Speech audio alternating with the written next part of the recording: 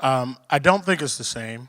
I think there are choices involved that you described of you can choose to shave your head, you can choose to get a tattoo, you can choose these things. An African American person is did not. That is who we are, right? That is so. Um, a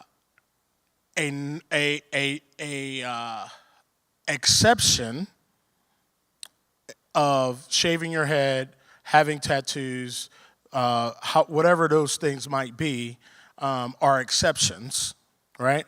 You said sticking out of the norm of that neighborhood. Well, having black skin makes you stick out of the norm sometimes where you are or where you go, and so I can't be my son, who is a college student, who is big, who has many more muscles than I do, can get pulled over simply being an African American boy. Not anything, not any choice outside of the norm, not anything different that he decided to do or wear his hair or dress or any of those things. Simply because his skin is black. Something that he cannot change, something that he is proud of, right? And so there are so many differences in those scenarios to make them completely different, in my opinion. And while I think there are exceptions, I don't think African American folks or people of color, we're not just talking about black and white here, people of color should have to be exceptional, right, in order to fully gain and live rights as Americans. When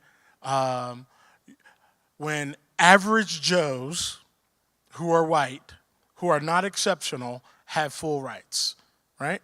Like, you see the difference in that? Like, you have to, you shouldn't have to be exceptional to gain full rights. You should be able to be a normal. I was a C student, so I'm talking about myself. C student, and have full access and rights as a citizen in this country. I, you know, if you take an exceptional person, an athlete, someone, entertainer, educator, academic, that person generally is going to have access to a lot of things, right? And not be treated in ways that are innately racist, right? But if you're a normal, quote unquote, person walking down the street, you will be treated in a different way. And I'll give you a couple of examples of that to bring it home. So I travel a lot, and so I walk up to a counter. There's two of us. Our flight gets delayed. I walk up to a counter. I say, "Excuse me, is there another flight I could get on?" And the person goes, "No, we'll assign you one." Person behind me, white male, walks up to the counter and says, "Hey, is there another flight I can get on?" First question by that person is, do you have any status with our airline? First question. He had status, right? And he was able to get on that flight right there in front of us.